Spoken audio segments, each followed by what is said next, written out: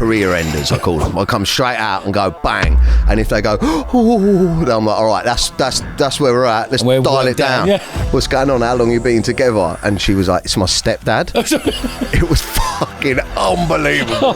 And I just stopped the show and I was just like, who's shouting? Turn the lights up, brought the lights up, and he's like, you're mate. Didn't really have any comedy to come back with, so I just went, let's fucking go outside then. But as soon as the show was finished, I was like, go check if that outside. Yeah, I was waiting for it. And this would be amazing. Then you post it and you go, what have I done? Fuck. British people. James O'Brien. I'm a bit more nervous about putting my stand-up out. Not because of the content of it, because what I love. This is going to get me in trouble on here, I fucking know it is. And I've been writing a section in my tour about first times and... See, that's why I didn't want to say it. That's why I didn't want to say it.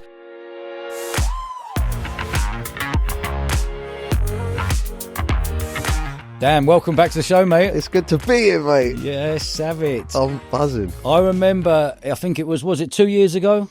Yeah, it was about 2 years ago the last time you come on, and we had a proper laugh on that one. Yeah. So we've been back and forward for a couple of years, and now you're finally here. Yeah, man. Yeah, I'm still sober. I was sketchy back then, wasn't I? You were actually a year clean. I was bang on a year when I walked in here, yeah. That's right, a year clean, and we celebrated. And I remember looking at you going... He's not 100%. He's not 100%, but fucking what you went through and got through to do 365 days sober. Yeah. I mean, the funny thing is that about a year you're going around. You got the bug, the sobriety bug. You're going around telling everyone you're sober, but in the back of your mind you're like, I need a sesh. You're like, and especially on a year because you're like, how the fuck am I going to celebrate? Do you know what I mean? Let's roll the way back. Yeah.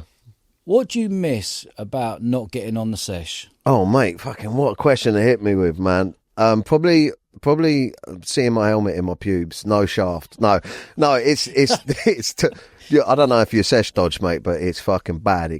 But no. I think it's chatting shit, man. Like, I love talking and having conversations like this, and the social aspect of the sesh, getting off your nut. Fight. I tell you what, it's a bit like you'll put some of the guests on your podcast, like fight stories. Yeah. Do you know what I mean? Just making up fight stories. That's what I used to do because I can't really fight. So I'm just making up pure bullshit, standing in a kitchen, talking to people you're never going to talk to again, coming up with business ideas, fucking all of that jazz. That social aspect of it. Apart from that, the sesh always starts off as something fun, and then it moves into something fun with a little bit of dodginess, and then it's just dodgy, isn't it? Yeah. It's just like paranoia.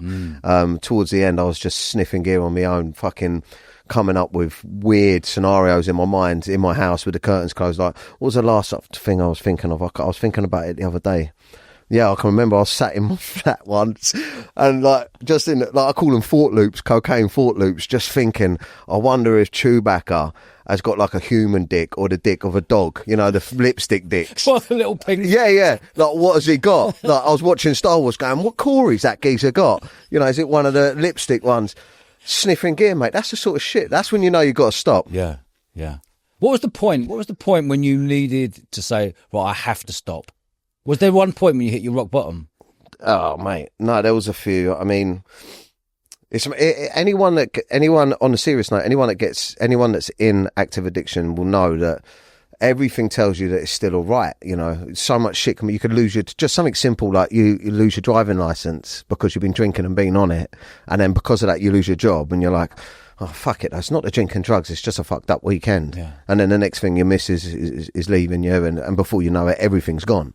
But it takes a long time, and they're all mini rock bottoms. But for me, I was suicidal when my father passed away, and I broke up with my missus. I actually moved in with my drug dealer. I was fucking living in the room in his house, and that was a rock bottom for me. But that was 5 years before I got sober. I actually called the Samaritans. I was going to take my own life, but 5 years later, it was when my missus had enough, and I couldn't see the kids. And I was kicked out, and I looked at it like, this ain't me. Like, I'm meant to be in my mind, I was a success. But all of a sudden, she was telling me to stop going out drinking, and I couldn't. I was selfish. I was picking that over her. Yeah. People say it's a disease and it's like an addiction, and that it's still a choice. It still is a choice. You're still an arsehole. You're still being a twat, and that's what it does to you. It turns you into a selfish person. And some lads get sober and manage to keep their families, and some lads don't, and when you lose your family and you try to get sober, it'd be 10 times harder. So I'm lucky. Yeah, amazing. But what was interesting there, you rolled back a little bit, you said, that I went straight to the Samaritans. There's an app out there now. There's a company called Jack. Just Ask a Question .app. Oh, wow. It's unbelievable. So it's like everything's video led. So at the moment you go and I'll commit suicide or whatever you wanted, you type it in and see what comes up. And normally there's reams and reams and reams on Google. What this is an app that's user friendly, that's video led. So if you're depressed, there's someone there talking about depression. There's like 10 questions on depression that you're listening to. That's brilliant. It's amazing. It's going to be a unicorn business. You know, I've got this Men and Their Emotions group. I've got 60,000 lads in there. It's on Facebook. Oh, quality. I created it and turned it into a charity. I'll have to share that in there. Share it, let's chat. It's unbelievable. Like the amount of people have gone on to Jack and massively helped themselves rather than making some bad decisions. Mate, right now I'm on a mission when it comes to suicide in men, and you know, it's really simple. In my group, you can post anonymously and other lads can wade in with lived experience. It's like watching Jeremy Kyle. Yeah. Makes you feel better about yourself knowing everyone else is fucked. Yeah. Do you know what I mean? I used to love watching that, and then they're all arguing about the same shit, me and the missus. Well, you're watching it, you're like, yeah, mate, we're all fucked. It's a bit like that in my group, but in a nicer way. You know, what I learned is not counsel. I went counselling and that, but counselling and talking to a professional ain't for everyone because it can seem quite condescending. Whereas if you've got other lads with lived experience chipping in, and for me, I'm a big believer in counselling, but and I think any lads out there struggling should try it because professional help on untangling your mind is what you need. But ringing the Samaritans for me that night reshaped what I thought strength was, you know what I mean? Being vulnerable, lads being vulnerable is actually really strong. You know, if you can have that accountability and go, this is what I'm doing wrong and this is what it's making me feel like, and someone can give you the answers to it, then you're on step one, right? Yeah. But fuck me, I'd love to listen back to that phone call to Samaritans. Yeah. Because I mean, it was a dark time. I was thinking about slitting my wrists, but the my dealer had fucking white carpet. And like brand new white, which ironically I probably paid for because I was buying so much Bugle at the time. But I didn't want to fuck his carpet up. And we're going through that process. Gave me enough time to think, I can't ring me mum because I'll scare her. I'm not talking to Shelley. I don't want to tell my mates about it because it's embarrassing. So I remember that name, Samaritans. I thought I'm going to ring it. Fair play. I was off me nuts, so I must have been chatting shit. I probably ended up telling her about fights I'd had at some point, but she just listened and gave me some advice and a perspective. That's what you need. Yeah. And yeah, man. How's your life been? Obviously, you were on the show a couple of years ago, and you were a year clean, and it was before you were touring, before it was going on. And I remember when we did that podcast, it really helped me, man. Yeah.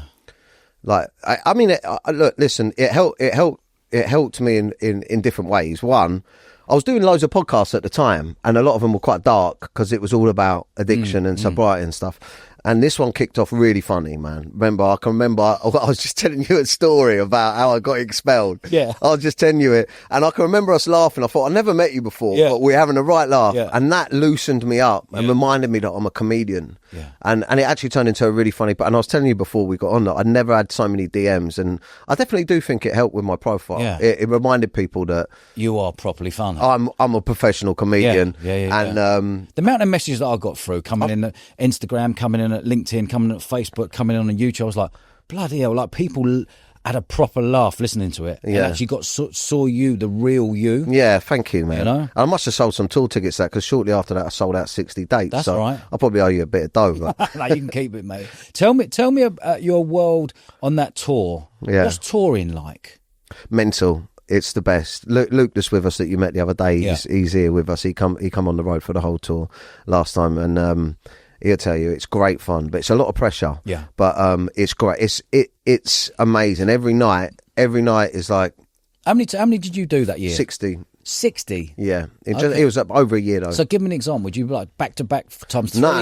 It'd be like two shows max. 2, maybe 3. I've done once, but 2 shows you get burnt out. Okay. You know, there's only so much you can take, positive and negative, when you're on stage. There's only so much adulation, and you know, I never used to be able to come off stage, and I had to get high off stage because I'd come off and I'd be like, I'm the fucking boy. Yeah. And then you're in the hotel room. Now I used to take brownies and chocolates with me and leave them in the hotel room because I felt like I needed to do something. Yeah. When I got off stage, do you know what I mean? Apart from wank, but do you know what I mean? I'd go in and I'd have a brownie. Yeah. And I'd be like, ugh, lie in bed and What's the feeling like before you go on stage? What's the feeling like? I want to really get down into this. Like, you're selling a tour. Yeah. Are you like I imagine the capacities up from 1,000 to 2,000, and roughly around there? On that tour, it was 5,000 to 1,000. 500 to 1,000. Yeah. Yeah. I think we've done 1,500. Yeah. But this tour is 1,000 to 2. Brilliant. Going around 70 dates. All right. So you're like, are you guaranteed your money up front for those 60 days? No, you can. Normal touring comedians will get a deal like that. So they go, well, there you go. I'm paying a couple grand a night or whatever it may be. Yeah. So you'll get Live Nation will come to you and go, right, a sellout on this tour is £2 million. Yep. We'll give you 1.5 up front and sell it for you. Yeah. And I did have a deal like that before I got cancelled for $500,000 back in the day. And I think I took 300 grand of it, and then they were going to pay the rest in installments, and then the tour got cancelled, and I spunked loads of the money, and I ended up getting fucking sued. Yeah. And it ended up costing me loads of money. So then when you come clean sober and you weren't cancelled, you did a 60-day tour. But it's different now because did they give you a lump up front? Nah, the big boys won't work with me. I've got to do it myself. So everything is done myself. I work with a company called Bound and Gagged Comedy, and they will get the venues for me. Yeah. But just basically the administrational side of it, they'll get me through the door. But even that was difficult. On the tour that I'd done just after I come off this, I'd done 10 dates, and basically no one would take me because they thought there was going to be petitions and the press and all this fucking mental. Yeah. He managed to string together 10 dates and said, if you sell these out and no one fucking dies at a gig or something, do you know what I mean? Or you don't get cancelled or say anything mental, then we'll try and do more. We sold the first 10 out so quick. The money talks then. They just all opened the doors, and then we sold 60 of them out. But I'd have to promote it. So they just give me the venues, they give me the dates, they give me the ticket links. And then me and Luke and the rest of my team, Jade and all that, we create the marketing. Brilliant. We sell the tickets. Then when the ticket revenue comes in, there's a split between me, the promoter, and the venue. Yeah, okay. So the quicker you can sell it out, the less you spend on marketing, the more you'll make. But on the actual night, it's every show's different. I like to try and keep it so every show's a bit different, but there's like a framework to the show. So I'll have jokes that I'm going to do, but getting to them is the exciting bit. You know what I mean? I try and use the audience to get to different parts of the show, find characters within the audience and all that. But it's always the same. You never know how it's going to be. You hear the audience out there. That terrifies you. Do you test the audience as soon as you go on? Going, what audience? If you're going into Leicester or you're going to Manchester, going to Birmingham, I have what I do is I hit the audience hard first of all with 4 or 5 fucking awful, horrific, naughty, like bad, like jokes, like, do you know what I mean? Like career enders, I call them. I come straight out and go bang, and if they go, oh, then I'm like, all right, that's where we're at. Let's dial it down. Yeah. You know what I mean? Further north you get, they want it hard. Yeah. Do you know what I mean? So I come out and normally hit them with some clangers, and I can gauge where we're at. But to be honest with you, I'm at a point in my career now where people that come, they know what to expect. Yeah. So, was there anything on tour that really stood out for you? There was. Yeah, there was. We had 2 gigs in Brighton at the Comedia, which I think were the two. There were just they were like comedy club gigs. They weren't, because the rest were theatres. These were comedy clubs, so it was a club built for comedy. They actually didn't have us back. That's how good it was. Like, it was fucking off the chain funny. Like anything went that night, and actually the staff in there were like, "It's too much." Like, so they fucking like, we can't go to Brighton. It was so good. No venues in Brighton will take us now. But at that night when I came out, there was a woman and a man sat right in the middle, and he had a beautiful long beard. And I come out and I was like, yeah, what's going on, mate? I love that beard. I was like, I bet you love it. Do you get hold of it when he's going down on you and all this? And she was like going, ha, ha, ha, ha. I was like, yeah, so what's going on? How long you been together? And she was like, it's my stepdad. It was fucking unbelievable. Oh, no. So I was like, what the fuck are you doing bringing your stepdaughter to this gig sitting at the front? And I was like, nuts. And we were just ripping him all night, right? Every joke that I could bring back to them two. But he was laughing his tits off. She was like, I mean, must have been a fucking awkward drive home. Do you know what I mean? But something was going on, you know what I'm saying? But the beautiful thing about that situation is I put the video up, right, and it got quite a lot of views and comments, and people liked it. And I always wondered, I wonder if they're going to get the ump that I put the video up. And then I got a DM from her. Probably it was a year. It was a year after that video had gone out, so just about a year after the show. And I got a DM from her saying, I just wanted to let you know that my stepdad, that night that we went was one of the most special nights for him because he was a big fan. And I fucked him. No, I'm joking. No. But said, no, it was such a big night for him. He was such a big fan of yours before he come. And you involving him in the show was beautiful. But since then, he got prostate cancer and died in that short space of time. Okay. And he said, but we as a family, me, my mum, we've got that video and we watch it. And so I found some other little edits and I put another thing together and put it out from. But it made me just think, fucking hell, like how. You know, I'm just about to go on another tour, and that man's not with us now. Yeah. So that was a beautiful, poignant moment, and a memory now that's in her that will be in their minds forever. Yeah. But yeah, they wouldn't have us back. I had loads of venues that had thought like difficulties when we went, you know, with the audience and. Is there any time in the audience someone's really kicked off and you're like, you give it back to him and he's giving it back to you so much that actually you get to a point thinking, you know what, this could kick off here. I've been knocked out twice on stage. Have I not told you these stories? Yeah, you have. I told you, twice, yeah. I say knocked out. First time I went down, but I weren't Sparko. Do you know what I mean? I could have done more, but I was working. But Blackpool on the last one. Yeah. Blackpool was bad, wasn't it, Luke? On this last tour? On the last one, yeah. Fucking oily. Like, I came out and... when I was on my way to Blackpool, I was getting tweets. We're going to fuck your show up. Me and the boys are coming. And I was giving it to him thinking they were fucking around. But he was like, no, we're going to fuck your show up. You ain't coming to fucking Blackpool. Like, the fuck? So I was reared up for it, but I didn't know if they were going to try and fuck it. And it's a massive, it's the theatre, Blackpool Theatre, I think it's called. It's huge. It's like 3 tiers. And that was about 1,000 people. And right at the top tier, I was out and I could just hear this constant, you're shit, fuck off, you're shit. And now, if people are heckling you and they're just shouting stuff out, like, about what you're talking about, you can deal with it. You can stop the show and go, what'd you say? Yeah. And then come back with something witty. But if someone's just at you, they can fuck the pace of the joke up. Yeah. All the jokes have got a beat. It's like a beginning, like you lead them into a reveal. And if there's a special moment where there has to be a little gap before you drop a punchline, if there's anything in that moment, in that silence, it fucks it. And after the 1 or 2 times, any comedian on this planet would get fucking angry. And I just stopped the show and I was just like, who's shouting? Turn the lights up, brought the lights up, and he's at the top. And he's like, you're fucking shit, mate. You're fucking shit. And I lost it, didn't I? I didn't really have any comedy to come back with, so I just went, let's fucking go outside then. Like, I'll meet you outside. And everyone was like, what? I was right in the middle of the beginning of the show. I was like, let's just go outside then. And then Kev, my comedy director, was like, just do the show. Like, just do the show.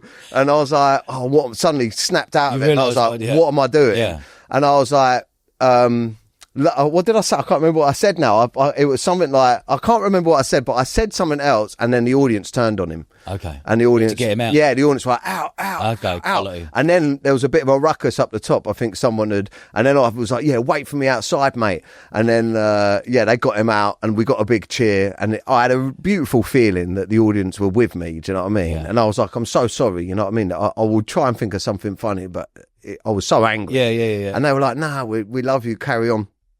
And the problem with that was it was quite early in the beginning of my tour and I didn't really feel like I was meant to be on tour again. I still had a bit of imposter syndrome from being cancelled. Yeah. So I was still a bit fragile. Now I don't give a fuck. Yeah. Like I love it. I'm there. So I probably would have dealt with it a bit different. But as soon as the show was finished, I was like, go check if that comes out. Yeah, so I started waiting for it. Because he was a lump, wasn't he? And if you're watching, I was only joking. But, yeah.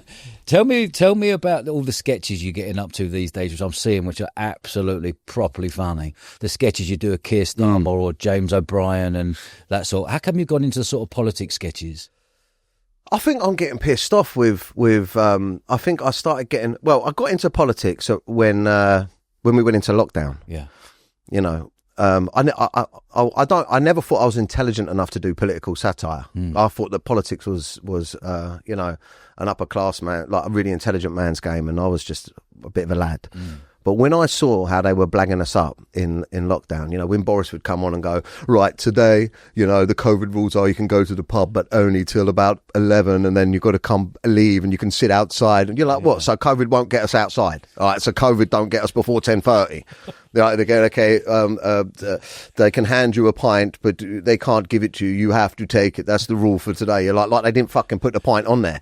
Do you know what I mean? All this madness. And you're looking at Boris going, what, they think we're fucking thick, mate. Yeah. Do you know what I mean? Groups of 4 only. You know, you can go to a park, you know, whatever. Fucking couldn't go and see your grandma when she was dying, all that stuff. And I think I thought, wow, they really do control us. Because I used to think that politics was something, I used to think, look, as long as I make a load of money, who gives a fuck what they do? As long as I make a bit of dough, who cares? But the difference is, like, they can fuck everything up for us. And I just started to make sketches to show people how stupid the government thinks we are. So I'd play the characters. Oh my God, yeah, have you heard COVID? You know, you can't do that. You know, fucking COVID's not allowed out past 10. Play these characters. And that turned into what the press called my comedy and other people online called right-wing comedy. Anti-establishment, anti-government stuff is now labelled right-wing. And that's when I really started getting into it, because I was like, how the fuck? I Googled right-wing. Like, you see who comes up. You see who comes up who's far right. I'm like, what? My granddad's Indian. I didn't know I was racist. It's mental. I didn't. My granddad's not like, oh, he's like, what are you doing? My granddad's like proper Indian. And so I used to get into it's all right, I'm allowed to say that. I'm Indian. You know what I mean? I'll show you a picture after. Ain't a black. He's probably, honestly, when I was younger, growing up, people, like my mates would be like, who's that Indian fella at your birthday party? Like, they didn't know. I was like, it's my granddad. So I can remember someone said, I hope we don't get groomed. I was like, fucking hell, grandma. No. My grandma's Indian's going, I'm off. I'm not watching this. My grandma's Irish, right? Yeah.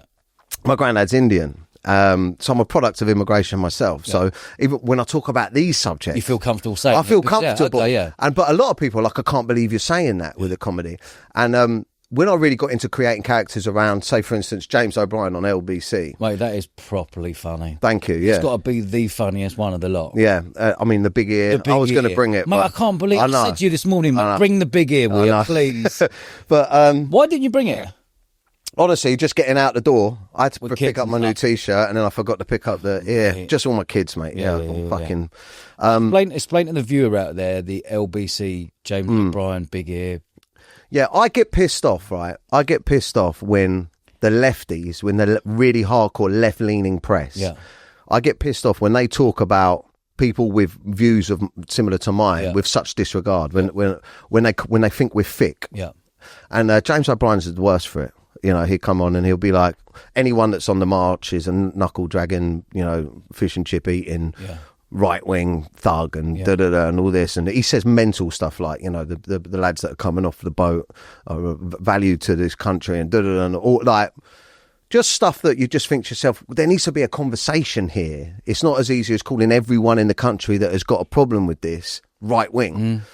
So then I just really exaggerate that fucking that mindset, that left, you know, I like to let Afghan men babysit for me and all this shit. Do you know what I mean? Really just fucking push it. You know what I mean? I reckon that he sees them because... Of course he sees them. Because I've had a couple of invites. Yeah, I've had a couple of invites from LBC, you know, people like, do you want to come on and discuss it? I'm like, I'm good, but I ain't that good to actually talk to the geese. Do you know what I mean? I don't want to get mugged off. I know where my IQ level is. Just let me take the piss out of him. I ain't going to debate him. But... I think, what did I say? I said, I done one that I think pissed quite a few people off that actually know him or associate with him, where I opened it with I was taking a piss out of their reaction to Tom Skinner being on Strictly Come Dancing, you know, and I was saying that he's radicalised Rylan and that Rylan's going to get he's going to paint a red cross on Rylan's teeth and all of this shit, right? And I opened with him saying, yes, my wife and my wife's boyfriend's favourite show, Strictly Come Dancing, and people got the right ump about it, you know. Why? So, I don't know. I think I must have touched on something, but yeah. So it's just basically my way of speaking for quite an underserved audience or an underserved demographic. Yeah, you know. Like, I think you get a lot of support with it. people find it properly funny? Because you basically got one ear out here, aren't you? And one headphone there. Because he always has his headphones like that, and he's got a massive ear. So I bought a massive ear. I don't know if you've seen now. There's a lot of comedians that have copied that sketch Have now. they? Yeah, there's 2 or 3 other. I mean, I saw Andrew Lawrence doing one the other day, and there was another comedian that does James O'Brien now. Do they thank you for it? They give it, I think this has come from Dapper? No, of course not. Okay. No. But I take it as a bit of a compliment. So how does your mind work then? Do you think, right, would you get up and go, right, he's annoying me. You know what? I'm going to have to take the piss out of him. And would you just go and by the ear, go, right, this is what I'm writing down? Or will you just speak? Are you reading off some bullet points to what you're going to talk about? How does it work? I think I've got like, my ADHD is like a superpower because my mind goes and my body just follows. So I'm like, I see James O'Brien, I'm watching him, I'm like, this geezer's a twat. I've got to be this geezer. I've got to show this geezer how much of a twat he is, and I've got to show everyone. Just to let him know. Just to let him know. So then Luke that's here now, I'll be like, Luke, find me a massive ear and a wig. Do you know what I mean? Or I'm like, what was the other one the other day? What one are we working on now? Huh? We got Keir Starmer wig. What's the weirdo that does the fucking climate stuff? What's his name? You know, the climate, he believes in net zero and all that shit. Weird, dodgy teeth. Fucking, what's his name? He's another politician. Ed Miliband. Okay. Yeah. I said, see Ed Miliband, get me some teeth. I was like, no, they need to be worse. He's on fucking, they all arrive, I'll whack it on. I'll have an idea about what I want to say. So I'll get a massive A4 pad, and I'll be like, boom, boom, boom, write the points down of what I want to talk about, and then have arrows exaggerating them. I'll look at it, and then I'll just dash it away, and then just hit the camera and just fucking improv. And go for it. Improv, yeah. And is it a first time hit? Would you go and go, do you know what, that wasn't quite right, or would you? Only if I've made a mistake, if I've stopped or I've come out of character. Yeah. But I try and do it so it doesn't need to be edited. If you watch the videos, yeah. They are they'll be 3 minutes in one. I can see it, and there's no, you can't normally see like a transition. There's no transition at all. I don't. I like, once I'm in, I like to do it, because once my mind's in the character, more comes. Yeah. Keir Starmer. I created Keir Starmer, the character, just because I was ranting about him so much. I wanted to give it a bit more depth, because I felt like I was just coming across like a bit of a twat, you know, because I just really dislike Keir Starmer. Yeah. So I think the whole population does, doesn't it? Yeah, and it's not just because he's a wet rag. He's got the backbone of Stephen Hawking. Do you know what I mean? He's like, just there's nothing about him. That's it. I don't know if that's going to offend people, but it's a good euphemism. You get it. But what he allows. Do you know what I mean? What I like to show is the hypocrisy. So like with Angela Rayner. Yeah, you know, him backing her and then letting her go and then still saying she was amazing. Yeah. And then looking at the hypocrisy in comparison to what he said about other people, what he's done, you know, having a housing minister that's fucked up on a fucking stamp duty, whatever. 40 grand's worth. And then having like all the people in the position got done, you know, might as well have had a fire service person that got done for arson. Do you know what I mean? Yeah. Like shit are picking, and it's just a way of just showing it. Do you know what I mean? Yeah. Do you think like Keir Starmer actually has just got people around him? Has he actually built that team around him, or was he just in for himself? And all of a sudden, there's people around him going, "I'll take that role." Because I look around and go, "That's not a squad that I'd pick." Mate, do you? They're not business people. That's what I'm saying. They don't run businesses. I've got 3 businesses. You are the leader. You go, right, I want you in that position, you in that position, and you build a team around you. But if you wanted to build fucking 1.5 million houses, would you not get probably someone that has ran the biggest development firm in the fucking UK to run it? Yeah. Do you know what I mean? Not someone that fucked up buying 3 houses. Yeah. Do you know what I mean? It blows my mind that that's not how the government is set up, that experts in those fields that have got a proven record. Because at the end of the day, the UK, it's a business now. They've got money coming in and money going out, and they're trying to sit on a profit. What do you think about it? They said there were 22 million black hole. Within a year, they're 22 billion in a black hole when he took over, he said. Yeah. Is that 50 billion after a year? Don't believe that bullshit, because they're like, we're 22 billion in a black hole, but we're sending out 22 billion in foreign aid to Africa or whatever. Yeah. You're like, why? Yeah. So who's in your accounts department that's going, listen, the country's fucked, but we're going to send some money over. Like, help people once we've helped ourselves. You know, I think that's I know this would probably be a bit controversial talking about it, but the boats and the irregular, as they call them, migrants that are coming over, the thing that really pisses me off about that situation and making content about it and talking about it, and I had to do a video on it recently, is that the left and the majority of people in the UK think they've got to get out of jail free card by just simply going, I don't want to talk about it, you're racist. Yeah. Right. So, and that's what pisses me off. That's why I do content about it, right? Because I'm a product of immigration myself. Yeah. You know, I think that controlled immigration has been brilliant for this country and could continue to be. Anyway, we've got a bit political. But yeah. Give me a sketch of how you do it on Keir Starmer. Oh, Keir Starmer he's got a really unique voice, right? So you got to be nasally like that, but you got to try and get all your words out at once. So he's very much like that. So all the words are, but great British people. You've got to be careful because you turn into Brian, what's in that? Yeah, would you say Gandhi? Yeah, you turn into a bit, like you're talking a racist. You turn into a bit like Bane maybe, or what's the phone jacker geezer? I don't know, but yeah, you can get a bit like that. His name on phone jacker, Bondone or something. I can't fuck knows, but yeah, it's more like the great British people, like that. Yeah. Mate, that's a quality sketch. I can't stand him. No, I can't stand. I don't know who anyone does like him. The thing, you know what annoys me about it is that before, I don't want to go into politics too much, but just the lads chat. Yeah.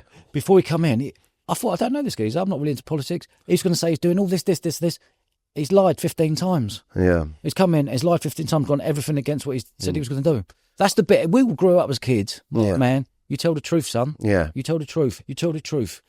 I think that's the thing, especially you gain respect. I think that's the thing, especially with the working class people in the UK. It's called authenticity, being real. Yeah, and I've learned that through righting my wrongs or talking about online. You know, the mistakes I've made. Other lads respect that, and lads will go like, "Fuck me, if he can turn his life around after he's been an arsehole and he's admitted it, and his missus is like giving him another crack at it because he's shown that accountability." And you know, we have freedom of speech here, and you're looking at gaslighting the whole country. Like, we'd have more respect for you if he went, listen, if you tweet shit in this country, you're getting nicked. Yeah, and actually, we don't give a fuck who's coming across the borders because we need the voters or whatever reason it is. You know, people would go, "All right, okay." At least you're saying it. You're saying it. Yeah. But when it don't, you're like, "Mate, we're fucked." Do you ever get paranoid? Like, not now when you don't drink and do drugs, but do you ever do like these sketches and go, "Oh, mate, am I going to be the next one that someone's going to try to clobber?" You know, you see like people getting clobbered for Facebook things or whatever. Do you ever think when you do a sketch, you're like, am I going to get the call up? Will someone knock on my door? Or you like, nah, I don't care. I couldn't give a fuck about that. Yeah. I care more about. I do get anxiety when I talk about if I do I've done quite a heavy one on James O'Brien and the marches, the way that he was painting the marches. Yeah. I actually got quite frustrated. I know that there's racists at the marches, but not everyone at the marches was racist. Just like not everyone that comes over on the boats is a wrong un. Do you know what I mean? Yeah. But I'd done a video about that, and what worries me is people having the wrong perception of me. But you can't create comedy content with that worry. Yeah. You have to just run with what's in your mind. But I'm not fearful of the state or fearful of police or getting nicked. That'd make great content. That'd just fucking elevate me as a voice. Yeah. You know, like it did with Graham Linehan when he got nicked. Suddenly he's a global fucking mouthpiece for cancel culture now. He'll be selling out tours and shit. Yeah. But what does bother me is that my following that has stuck with me my whole life, and the ones that believe in me, if they misinterpreted something or if something was fed to them through the media like it was before, you know, they managed to convince a lot of people that I was a fucking pro-rape misogynist just because of jokes. Yeah. That's what fears me. You know, they that's how they come for you. Have you noticed how big your fan base has got over the last couple of years? Like, you got a lot of love going your way because you are properly funny and you say how it is.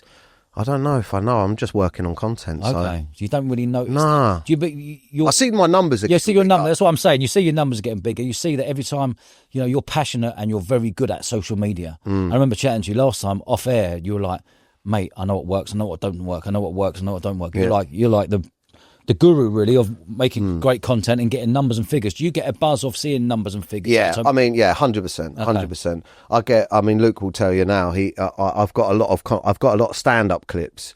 Luke's constantly on me. That's got to go out. That's got to go out. I've got a lot of stuff that I'm very conscious about. My stand-up comedy for me is like the rawest form of my art, and it's what I love. But like, I love making. I'm notorious, maybe even, you know, one of the first to make sketch comedy content in the UK ever. you know, before it was even a thing, Yeah. on Vine and everything like that. So that's what people know me for. But I'm a bit more nervous about putting my stand-up out because it's not because of the content of it, because it's because what I love. Yeah. So I've got such a backlog of that stuff to go out. But when something does bang, yeah, there's nothing better. There's nothing better, because I'm like, what I'm thinking and feeling, I'm not alone. Okay. And also, you've got to remember, it's fucking mental in my mind, right? So I'm like, oh my God, I'll get in here, right? I'll put LBC, but I'll change it to fucking lefties on the back. I'll sit in front of the mic. I'll rant about the fucking immigrants or whatever, or the lefties' view of the immigrants and the situation or whatever. And this would be amazing. Then you post it and you go, what have I done? Fuck. Fuck. What have I done? What have I done? What? And like Shelley will always come in and go, what the fuck was that? I'm like, just wait. It'll be all right. And then when it bangs, I mean, it doesn't always go your way, you know. Luke will tell you there's been occasions where I'll delete stuff, you know, because I never delete stuff because of a negative response to it. But if it's just dead, if it's not going anywhere, You'll go off. I'll go, do you know what?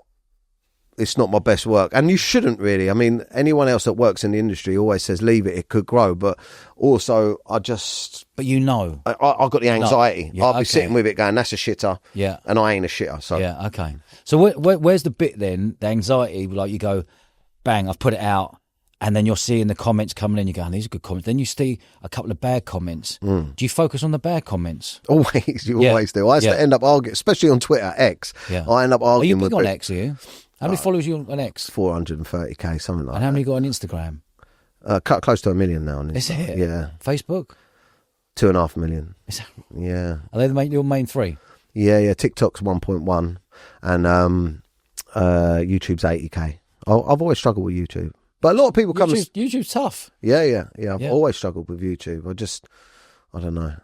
I think that if you do my type of content, it's hard anyway. There's a lot of people that have started years after me that have got much more followers than me, because their content is the same as, like, as good as mine or better than mine, but in a different field. Yeah. That's not offensive and divisive. Yeah. You see, because you can watch a video of mine and agree with it and laugh at it, but it's like your secret little fucking, I don't want anyone else to know I like that. Yeah, so okay. you ain't liking it or sharing it or commenting. Because your mates will see. Yeah. Do you know what I mean? I might be having a fucking dig at something, or something that's It's very true, you know. yeah, like I've looked at stuff before and gone, mate, that's probably fun.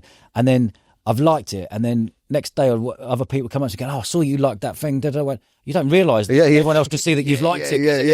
Yeah. That's what you got to be careful with, like all the sexy girl pics and that on Instagram. Do you know what I mean? My wife's like, what the fuck is your For You page?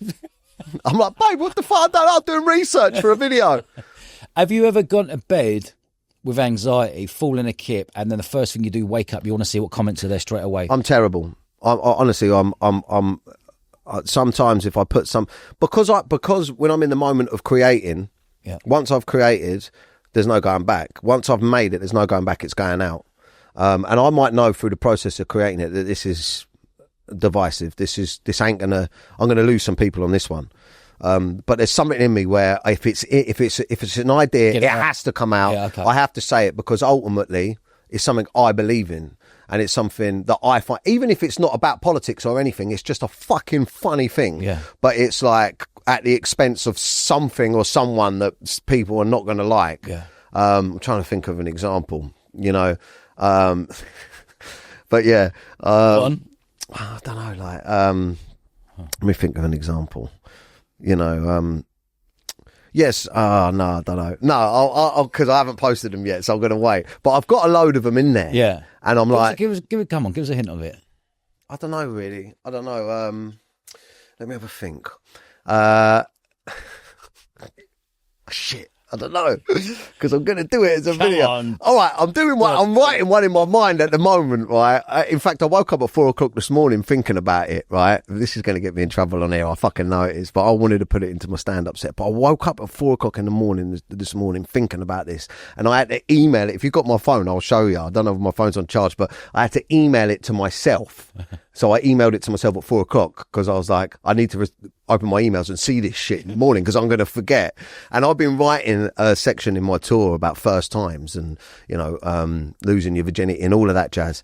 And it went on to, like, you know, first time you slip a digit to a bird, finger a bird or whatever, and girls giving you hand jobs. And then I was thinking, how come women are so shit at hand jobs? Like, they are so bad at hand jobs, right? They always have been notoriously bad. And then I was thinking, how can I let my audience know, visualise how bad Shelley is at hand job? Do you know what I mean? Because I put proper effort. Remember when you were growing up, you put effort into fingering a bird. You'd learn about it. Do you know what I mean? You'd you wouldn't go straight in. You'd go around the edges. You'd let them know that you know where the clit is. You'd just give it a little thing, and they go. Oh, you're like, yeah. Do you know what I mean? You'd tell them. You wouldn't even just be down there. You'd be in the ear like that. So they know. Do you know what I mean? All this effort we put in, and girls just like fucking shit. And I was trying to visualize how I could describe. I was trying to visualize how I could make the worst visual aspect of how shit Shelley is at giving me a hand job. And I thought of Harvey Price trying to get the last bit of ketchup out of a ketchup bottle.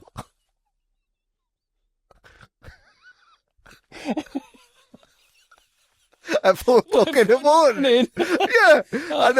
And then him going, oh, what a day. And then me going, fucking hell, Shelley, is that it? And they're going, fuck off, you cunt. See, that's why I didn't want to say it.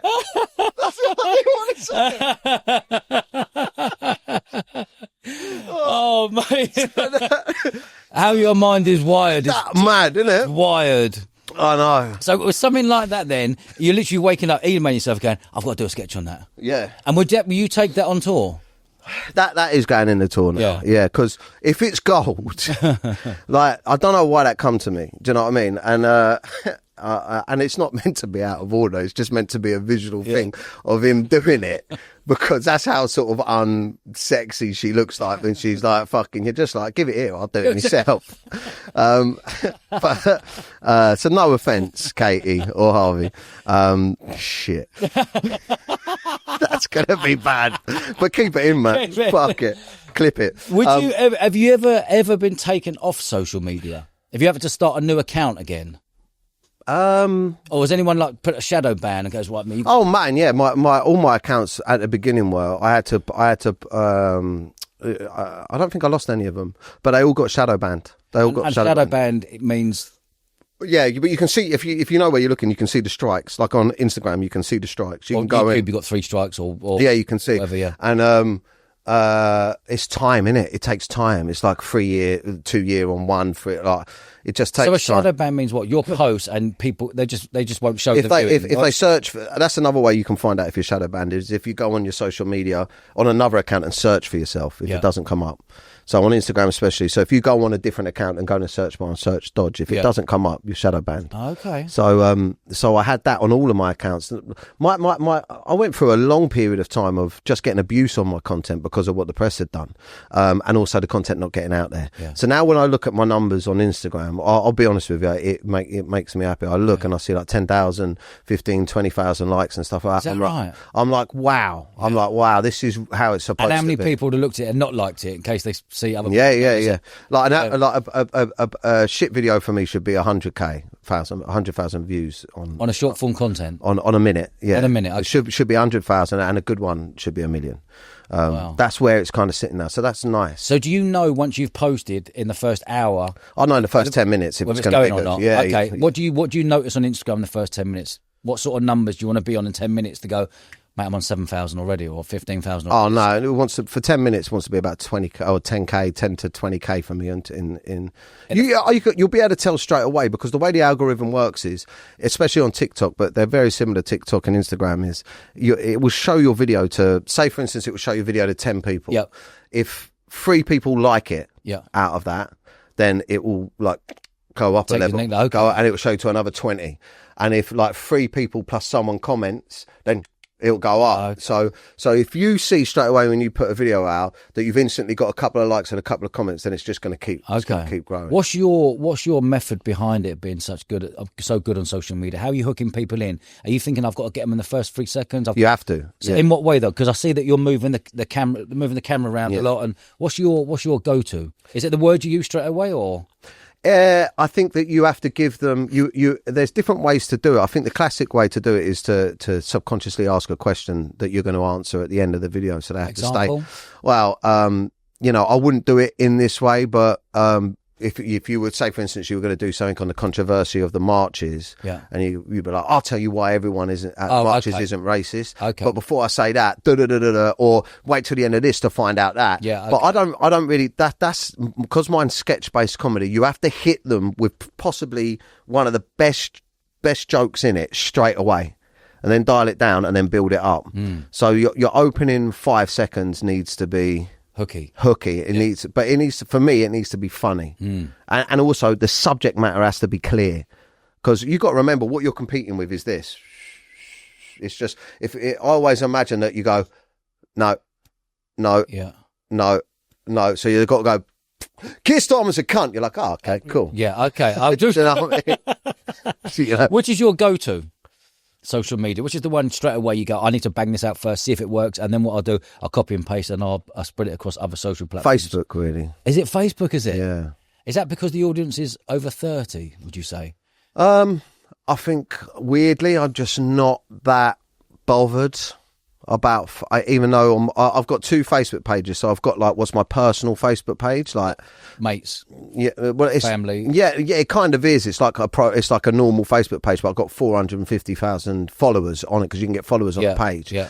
And on that one, I just go, fuck it, let's just see. I don't really care. Yeah. I really just don't care. But Instagram for me is kind of like my shop window. I feel you don't want to be too. Well, I just want quality stuff on there. Yeah. Okay. I don't want to test the market on Instagram. So you'll test on Facebook. If you like it, if they like it, and the numbers are going well, and it's your shop windows, Instagram, then you'll bang it on Instagram. Yeah, because the algorithm builds. So video to video to video to video to video. If you chuck clangers on there, then you've got to build again. Yeah, okay. TikTok for you? TikTok, I'm a little less conscious. I don't really see TikTok as my audience, even though there's 1.2 million on there now. I kind of feel. I know what you mean. I kind of feel like it doesn't really it does distribute it to your audience. Your audience sees it. You don't really know who that audience is. Nah, is that what you're saying. Yeah, that's what I feel like. Do you know what I mean? I know. It's the world. Yeah. Instagram, I feel like they're my people. Yeah. So TikTok, I've got a bit more respect for than Facebook. But again, I don't really give a fuck about TikTok. I'll just whack anything up. Do you ever get the fear that you could get cancelled again? From the venues, yeah. Because is it the venues the biggest? Because at the end of the day, we talk about putting content out, and you're like, I don't give a fuck. Da, da, da. Actually, as a business owner, free comes.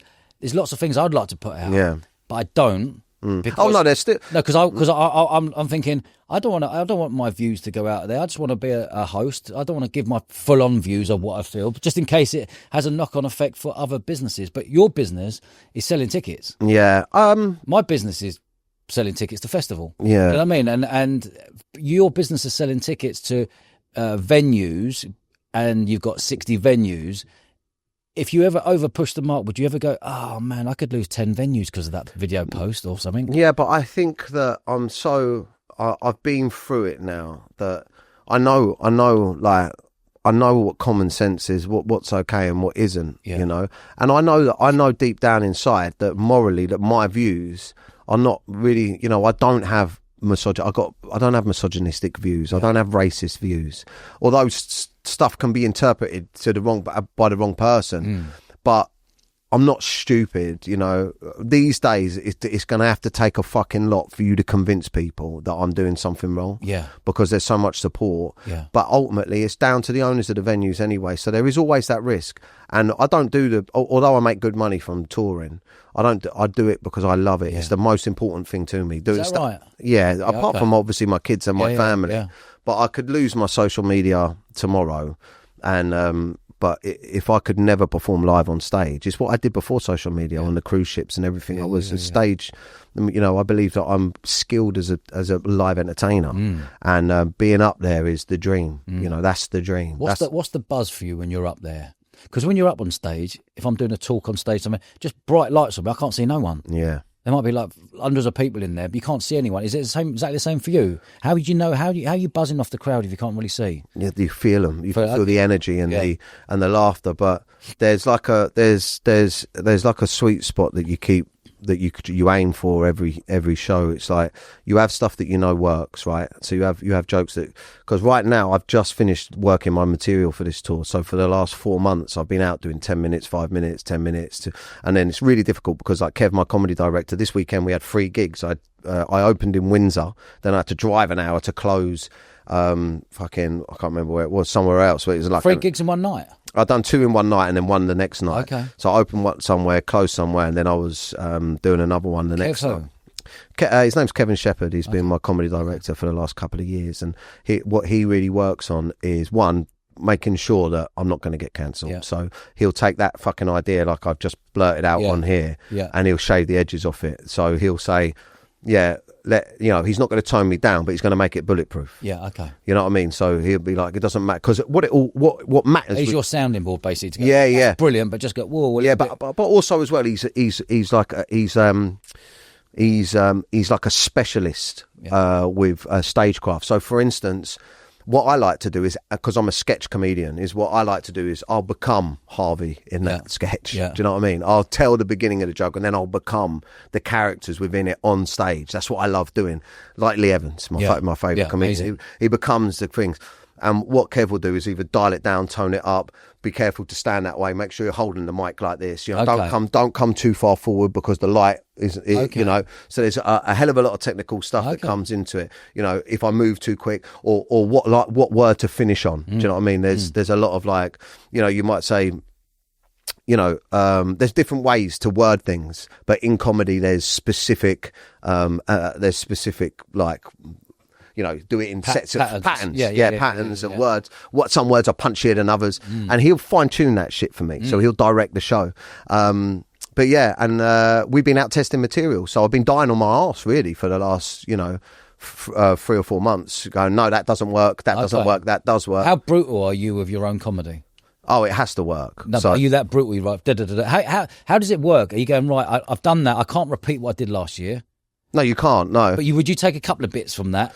No, I mean, intertwine it in. But towards the end of the tour last year, we were testing subject matter. So instead of jokes, subject matter. So I'd be like, what's the next tour going to be about? Well, what I wanted the next tour to be about, because the last tour was heavily based on me, on my journey through drugs and then recovery and then my family. And I was like, I'm a bit fed up of talking about me. Yeah.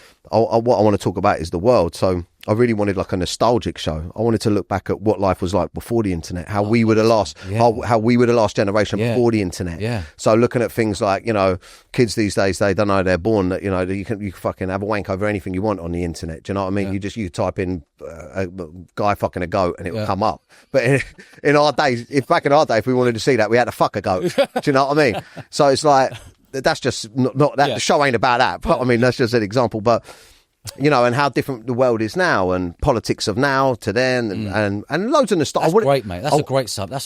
I wanted it to be like real nostalgic. So, you know, shit that they don't get now, like going and playing Knockdown Ginger or going and knocking round for your mates so you coming out. They don't do that now. Yeah. Do you know what I mean? All that so bring stuff. Back all that memory. All that memories for my audience. But everyone wants nostalgia. The idea of this podcast, Eventful Lives, is nostalgia. Yeah. People who were at it in the 80s and 90s. Yeah, that's what it's need to tell their story, and that's why we've done 330 odd episodes now. People telling story, because once they're brown bread, no one's going to know their story. Yeah. So we got it. It's going to be on YouTube for the next 100 years, or Spotify and Apple. And it is, and we've been forgotten. Yeah. Like the 40-year-olds, the 50-year-olds. You know, it's all about our kids now and the world of today. How it was for us. Look, you know, like I've got memories watching my mum, you know, dancing around the kitchen, holding a glass of wine, singing Whitney Houston and stuff like that. And then you suddenly realise everyone's mum was doing that back then. You know, all of this stuff. So once I tapped into that, I was like, this is a feel-good show that people want. You've got a great market there, mate. Yeah, then so we're going out testing it, and Kev purposely takes me to comedy clubs that don't know me or are a little bit higher brow. So testing it is you go to a smaller comedy club, just getting a feel whether there might be 50 people in there, just to know if you're getting a laugh or not. Yeah, and it's very difficult because there's no segue into it, you know. So when I go on stage, I'm like, "Good evening, ladies and gentlemen. Welcome to the tour show." Bomb into the audience, a couple of like naughty jokes, and then I'm like, right, this is a show about nostalgia, and you know, I'll get into it. I'll play some music or whatever. I'll get them into it. But when you go in a comedy club, it's like, welcome to the stage, Dan O'Reilly. You bang on fight. So you go, who remembers when your mum used to dance around? You know, you're straight into it. So there's no warm up. There's no warm up. So it has to be powerful, and you can tell if there's a murmur when you're describing the joke before you drop the punchline. If there's a murmur of laughter and you've got them, that excites you, and then that slows you down, so you can slow down and play with it. But if it's silence, you kind of rush to get to the punchline. Yeah, okay. So that's all in the art form. Like it's about when they say working the material, it's not just about seeing if it works. What it's really about is getting out, slowing it down, and finding how much you can get out of it. How much performing it instead of delivering it. Yeah, okay. But also listening, the power of listening. Yeah. You're there telling a joke or telling something, slowing it down and listening to get a vibe, whether you can actually slow it down even more and really milk that. Yeah, because what a lot of people, and I've been working with a few younger comedians or up-and-coming comedians, which I'm really enjoying at the moment. You know, there's these young lads that are like, I've never really had it before, that they're kind of like looking up to me a little bit, and I'm like getting them to come and open on my warm-up shows. So I've found a few shows at my thing, and they're coming out like, "Oh, Frank, how'd you write? You know, how'd you come up with your ideas and stuff like that?" And it's so good for my ego and like making me feel like I should be here and should be doing what I'm doing. And just giving them the tips that I've learned and makes me realise how fucking difficult it really is. Yeah. For instance, your nerves tell you to get to the fucking point of the joke, right?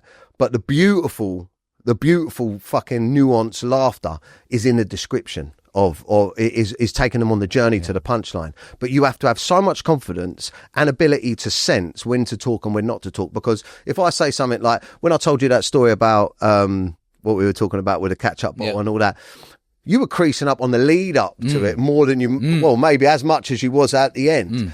But a true craftsman has to let the audience laugh while they're talking. So actually, when you're on stage, you talk at this pace. Yeah. You're like that. It's not like, so I was walking down the road and then this geezer come over. You know, you have to let them laugh and then carry on. But that's totally opposite to what you do on your short form content. Oh yeah. Your short form content, bang, bang, bang, bang, bang. Yeah. On stage, you're slowing it down. Yeah, you got to. What when you're doing a show, how long is your show? Is it an hour or hour and a half? Do you do 2 45 minutes? How does it work?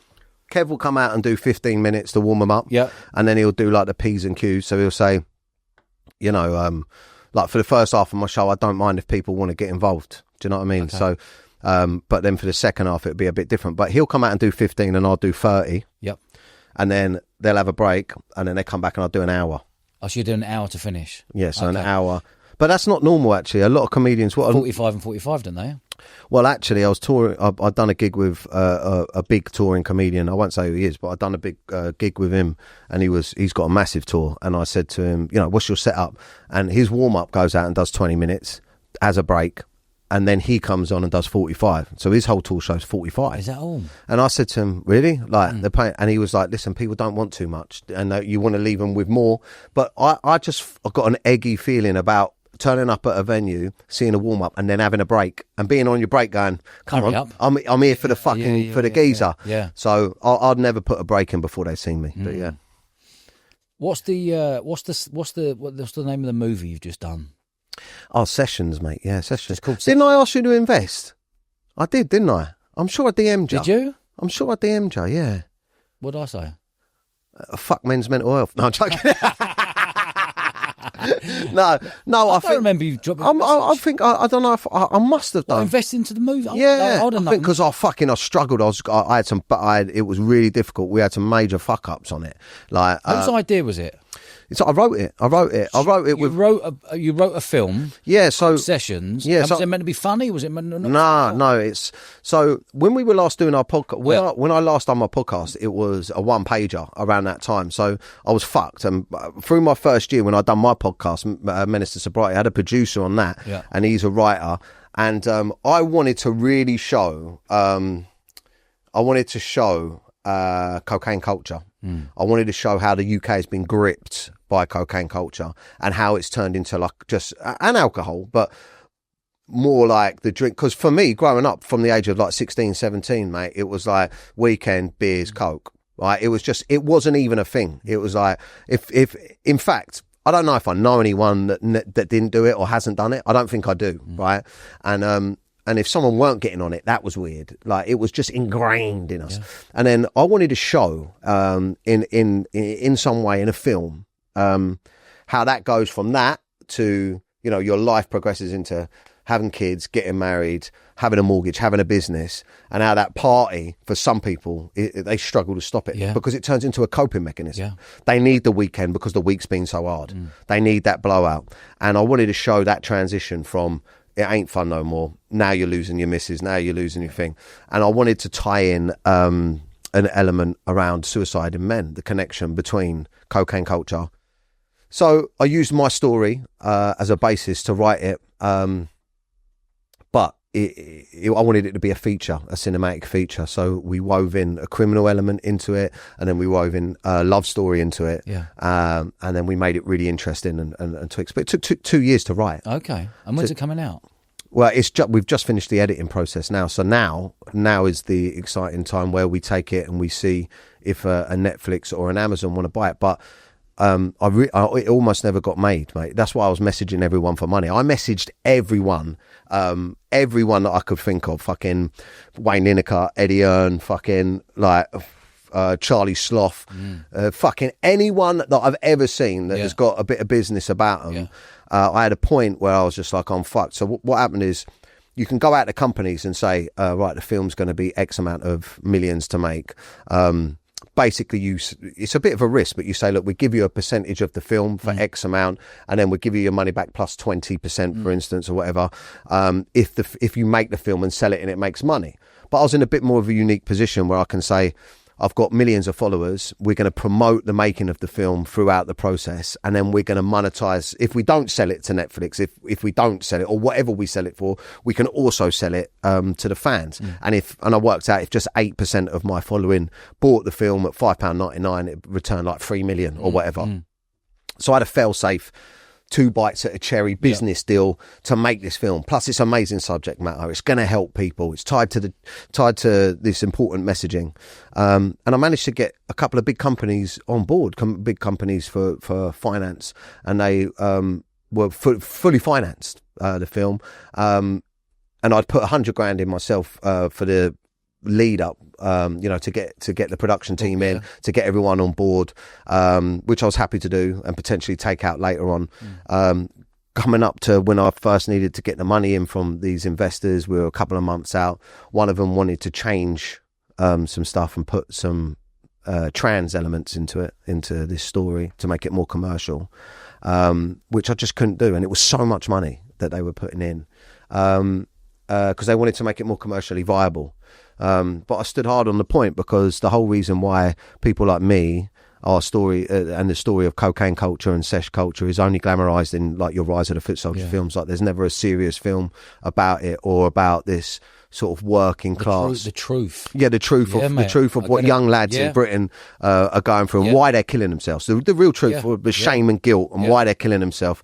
You know, in my story, there wasn't trans people, and that issue wasn't part of it. And actually, I thought that it was. I thought that it would undermine the credibility and the realism of the film, and my following, especially, would see through that. So it's something I wouldn't twist on for money. So I lost funding, and then I lost funding from because they dropped, other people dropped, and it was like a house of cards. And then before I knew it, the cameras were rolling, and I was fucking in deep. Like I had no money. So. What year was this? What was that, a year ago? Last year? Was it last year? Last year. So I had to raise the rest of the money. How much in total did it cost? I'd rather not say, but it a lot. Like, a lot. More than half a bar? Mate. More than $1 million? Yeah, mate. Really? Yeah. And I had to find that fast.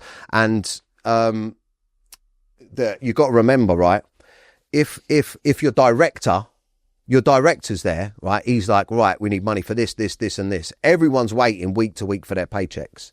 Everyone's waiting for their paychecks. You can't even get your film cast unless their agent see X amount in like a fucking escrow or in a thing. Yeah. So I'd have my 100 grand in there to show everyone that we're ready to go. But then once we went, like, I was like, no one can find out. Like, just my inner circle. Yeah. I was like, we need to find this money fast. Like, but a few people around me went, right, just ditch it, we're out. I was like, you can be out. Like, I'm making it. Like, yeah. So I looked into putting my house up. So I put my house up to take all the money out of my gaff. That's a big gamble. Huge. Gambling your house. I gambled my house on the festival, 2008. 9, 10, 11, 12. The pressure you get under if your house is on the line, mate. Well, you're going to make it work, aren't you? No way. Make it work. No way, yeah. Yeah, mate. And so I went into that, and God bless my wife.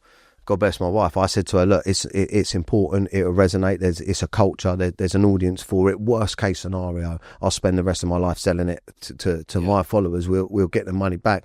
And her attitude was, through what I'd done is why we lived in that big house. I'll do it again, which is a big one for her. I sold my villa in Spain, sold my McLaren. Do you know what I mean? Fair play, yeah. I had to buy a fucking people carrier. I got fucking people carrying it. But when I look back at that, who did you have to say this is the business model? Were you just going solo, going, I'm going to wing this, and people pulled out? There must have been someone you've gone to and gone, what is the business model of creating a movie? Do you know what I did? I went back to basics, how I market my tour. Yeah. And I made a series of videos saying this is the project, this is well, first of all, I went to my network and I said, I'll take anything from fucking 10, 20 grand from anyone. And this is the deals. This is what it is. If you believe in me, and do you know one thing I learned through that process is there's no point having celeb mates. There's no point having all these big celebrities follow you on Instagram and that, unless like there's someone, because we don't know each other, we're not friends, unless we can do something together. I'm like, look, you've got a massive following, you've got loads of money, will you invest in this? And when I first started reaching out to people, I realised that once they said no, I've burnt that bridge. Yeah. Like 100%. Once I've said no, like there's certain people in the industry now that. Well, once you've said no. Once I've asked them and they've said no, it's awkward. It's eggy. Yeah. It's eggy. They're like, oh, right. So he wanted something out of me. Yeah. That Dapper last ain't as cool as I thought he was. Yeah. He's just after money. But I was fully prepared to burn every fucking bridge. Right. So I did. I just went to everyone. Did anyone get back to you? None of the celebs. I think it's difficult with celebrities and people with high status because they get everyone on them, especially if they're rich, especially if they've got lots of money. So I didn't really take it as disrespect. I put it out to everyone you could imagine. Yeah. And a lot of them were like, we'll look at it, we'll come back to you. But I'm like, it's now, which is the worst thing for a fucking financial pitch. Anyway, you go, I need money for this. But yesterday, and you seem desperate. So how's it a good deal if you're desperate? Do you know what I mean? How come? So, but I thought, right, who's going to believe in this film? And it's people that have been on this journey with me. So I set up a marketing campaign on my social media and I said, look, this is which was difficult because I had to do it in a way that didn't scare the execs on the film and didn't scare so actually I had to put my own money in as much as I could. They're coming to me going, right, it's 90 grand this week. So I'm finding 90 grand, through selling my shit, my business partner selling his gold, selling his watches and shit. And then next week, right, it's 120 grand this week. And all the while trying to blag these social media campaigns without putting them on my story, so the actors saw it. So I was doing paid advertising on the back end of my social media, so it was circulating.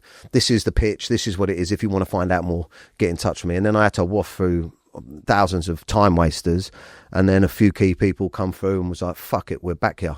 And a couple of people come in for some big lumps, and then there was all dribs and drabs. And one day I woke up and went, "Fucking it, we done it. It's funded. Yeah, it's funded." And just as just as it was funded, I was getting the first look of the film coming back. So I sat in my office and watched it, and I was like, fuck, mate. Amazing. That is some story.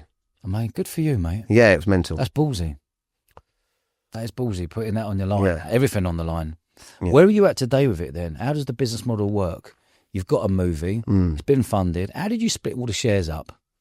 You go, someone whacks in a ton. Yeah. 100 G's. How are you splitting? Where you're on 1% or you're on 5%? How are you doing that? It's divvied up, mate, like a business would be. So you've got on one side, it's kind of in half. So on one side you've got like the director, the actor, and the producers. They'll all have little percentages that are within their deals, and then you'll have like an investor pool, which is like the rest of it, and it's just divvied up pro rata to what you're putting in to the budget. So say for instance the budget's $1 million and you're putting 100 grand in, then you should technically be getting 10%, right? And what's the business model of you selling it onto someone? So Netflix really like it. What lump will they give you and say, right, we're going to pay this if we hit certain numbers? Have you spoken to any of them? No. Well, through someone I know, Amazon got wind of it and we spoke, but I haven't sent them and shown them anything. I said that they could potentially get a first look at it. But this whole this is a game now. Yeah. So the way that you've got to do it right is these companies, they will see films all the time. There's different ways you can do it. You can take an idea to them and ask them to make it, but I believe it's better to come with them a package with something, and then you tangible. Go, tangible, and then you say, "This is what I want for it. This is how much it costs me." What number you got on it? I don't want to say. I don't want to say any numbers, mate. No, but have you got a number? I know a number that I need. You need a number to go, right, I know that I'm going to pay everyone back for that. And the investors are going to get their money back, and it's going to... A drink on top. Well, if there's a drink on top, fantastic, because that can go into the next film. But as long as I get my investors their money back and we can all go again... Do you think you'll be able to get a deal to pay everyone back? Yeah, I do, because... and how long are you giving yourself to get that? Well, this is the thing. I've got two options, right? So you can either take something like this and you can go and knock on Netflix door and ask them to come and watch it with you, and then you tell them, this is the culture, this is the people, this is a whole generation are going to get this. The name sessions, people are going to click on it, they're going to watch it. It's a beautiful film. They've got to watch it and go, I like it. It's a great film, by the way. It's fucking brilliant, right? So they've got to watch it. Can I get a look at it? I couldn't send it to you, but if I have a screening, I'll bring you down. Okay, yeah, love definitely. To see it. Have you had good feedback on it? Yeah, we have. Have you had good feedback? Not people that just want to tell you it's good. Yeah. There's free. Because you've got to be arsed with yourself. Yeah, well, the first time we got it, we got to show it to people, and people go, I don't like that, we should change that. So that was straight, okay. So it's changed a lot. Have you shown anyone away from your circle? Yes, go, we've had sit to. down with me. How long is it? Hour and a half? Hour and 20? Hour? Yeah, but it would go to them, they'd watch it in their own time. But yeah, other directors, see, I've done my bit on it, and I've had to let it go. Okay. To take my ego out of it because I'm in it. Yeah. So I'm only watching myself. Other people that are more experienced than me have changed it, and I've allowed that. But what I was not going to allow was execs.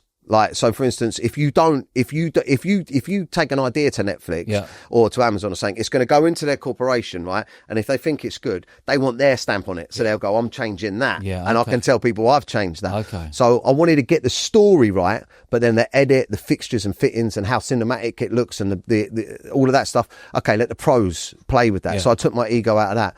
But there's two ways we can go about this. I can take it to these people and say, who wants this and how much will you give it to me? Do you want to buy my film? Do you want to buy my film? Or I can take it to festivals, right? Because I believe it's like a festival film. It's so important. It's about suicide prevention. And then have them see it and then come to me and say, what do you want for it? That's where I want to be, because it's not really just about... Would you ever think of searching something like that to someone like Irving Welsh? Who's that? You know, is it Irving Welsh who did Train Spotting? Oh, wow. Oh, yeah, okay. Do you know what I mean? Someone who's done Train, someone's been there, got a T-shirt, you just go, yeah, mate, do us a favour, can you watch that for an hour and let me know if I'm on the right tracks here or not? That's good, but I think you got to remember there's a director attached to it already that's made it. He might not like that. But wouldn't it be nice to get feedback from someone 100%. who's done an amazing movie, kind of those lines where it's... Yeah, I mean, I would love to actually. You got me thinking now. Yeah, because this is the stage now where we can change it. Once the button's pushed on it, we can't. Because I love the idea. I love the name. I love everything about it. I'd love to see what it's like. Yeah. Because you need to ask. I'm going to let you watch it. I would love to watch it, and no one else will see it. Yeah. All right. Look, we'll make that happen. Okay. And I'll take some honest feedback. You know me. I'll get proper honest feedback. Yeah. Yeah, and it's so difficult though, mate, because I don't know what's going to happen with it. But what's more important to me, like, I can sell it and get the money back on it. I know I can through my audience. I know how to do that.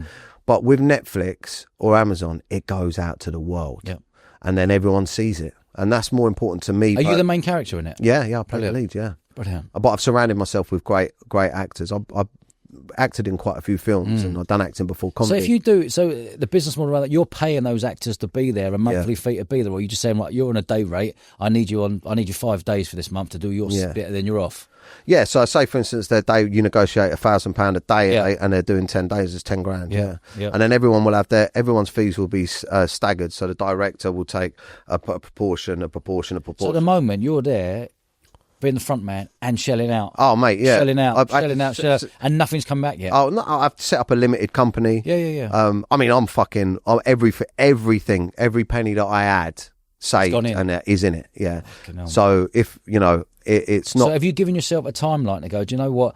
I need something now. What we're sitting in now, we're sitting in October. Are you saying, do you know what, by December I want an answer? Or by January, or are you just going to go, do you know what, let's see if someone bites? It's at the moment, and I haven't really spoken about this before, but I'll just be honest with you. At the moment, that's a conversation that I've got to have with my investors. So on their contracts, there'll be a set amount of time that I've said that if returns are coming, it'll come, or that, this is where we get the returns on their investment.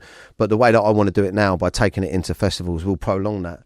But I've got to have respect to my investors. Even though I own the film, I want to say to them, this is what I believe. Can we push further? If not, then we'll move that process quicker. But I'm in deep, man, into it. But I truly believe, when you know, mate. I'll know straight away. Yeah, I'm really excited to see that. Yeah, it won't go further than me as well. Yeah, and I'll be properly straight. It'll be on the YouTube channel, won't it? I'll get fuck all back for it. Dodgewood YouTube channel with Dapper. I made 400 quid off that, mate. Thanks. Before we finish up, Dan, give us a. This has been wicked, man. Yeah, it's been wicked, mate. Give us a heads up on your tour coming up. Oh, thank you, Dodge, mate, because you definitely helped me with the last one, so I really appreciate that. I appreciate you. Oh, I loved it when you said you want to pop back. I was like, fucking, let's go, yeah. I haven't done many podcasts since, but some of them are so difficult, wanting to go over the old same stuff, and I feel free on it to have a laugh, so it's been good. We kick off on the 3rd of October in Middlesbrough, which is a big show. So anyone in Middlesbrough, there's about 30 tickets left for that, and that's the sellout, and that hopefully will be our first sellout of the tour. What's the capacity of that, roughly? I think was it 1,000? Yeah, something like that. And how many gigs you got in total? At the moment, there's 60 down. 60, fair play. So there's about 65,000 tickets to go. I think we've done about 20. I think we've done about 20,000. So it's as you get closer and closer, they're all filling up at different times. Yeah. Have you got an app that goes right? Newcastle, Middlesbrough, London, Brighton. You can see the numbers coming through. Yeah, it's called Luke. Yeah. Well, I'm on that every day when obviously owning a festival. You're like, who's buying VVIP? Who's buying VIP? I've got in my office. I've got a massive whiteboard. It's got every date, how many tickets are sold and how many are left. Because then we can plan the social media marketing accordingly. Yeah, perfect. Yeah, and your own. What I love about this, you're your own marketing machine. That's it, mate. How many full-time staff have you got? I got the work for me personally on my stuff 5. 5 full-timers? 5 full-timers. All year, full-time wages. So what's that? That's probably, that's a fair bit a month. Yeah. But then across the other businesses, I've got a gym as well in Woking. There's about 16 people in there. Yeah. We got the nightclub and the bar. There's a few more people in there. The nightclub world. It's gone. So, and film production 3 or 4 on that. But when we were at shooting the film, we had over 100 people. Yeah, it was in fucking the invoices, bro. Yeah, I'm sure. What I mean? Dan, absolutely loved this. Oh, mate, thank you. Absolutely loved this. I really appreciate your time. I really appreciate your honesty. And what I've seen, the difference between you today to what you were 2 years ago is a completely different Dan. Do you think? Yeah, mate. In a nice way. You were coming out of. You're coming up to a year, you're still thinking, after a year, I've done a year, fucking congratulations, what's new? You're like a fresh new beast right now. Do you know what it is? Just to finish on this, I think anyone out there, also I've got 2 more kids. Yeah, you're 4 now, aren't you? Yeah, 4. I don't know why. What, give me the ages? I don't know why. So I've got a 10-day-old. Yeah. 10-day-old, a 1.5-year-old, a 6-year-old and an 8-year-old. And I had 3 girls, and I had 3 girls, and then when my missus was pregnant this time, I got the snip. Me and Luke got the snip the same week. His didn't go too well. He's in a bit of pain. I think they cut one of his dicks off. I got the snip because I was like, it doesn't matter what it is, girl or boy. Yeah. I'm not having no more after 4 because 4's fucking mental anyway. Yeah. And I got a boy. And I was like, that's got to be my dad up there, my old man up there giving me a boy. So what's his name? Jax. Even if it was a girl, I was just going to bully it into being a boy. You can now, innit? Get the TikTok algorithm going. stand up when you piss. Just get him. Dodge, thank you, mate. Quality, mate. You're a good man. I wish you all the best, mate, on your tour. You come and see this one, yeah? Yeah, mate. Well, when you're down in Bournemouth or whatever. Yeah. When are you down in Bournemouth? March. Yeah. I'm there, mate. Good man. Thank you, guys. Good man. Cheers, Dan. Bye. Wicked, mate. Thanks for watching, guys. If you'd like to see someone on the show, leave a comment below. And if you haven't already, do us a favour, show us a bit of love, press the subscribe button, and it allows us to grow the show even bigger and bigger each week. Nice one.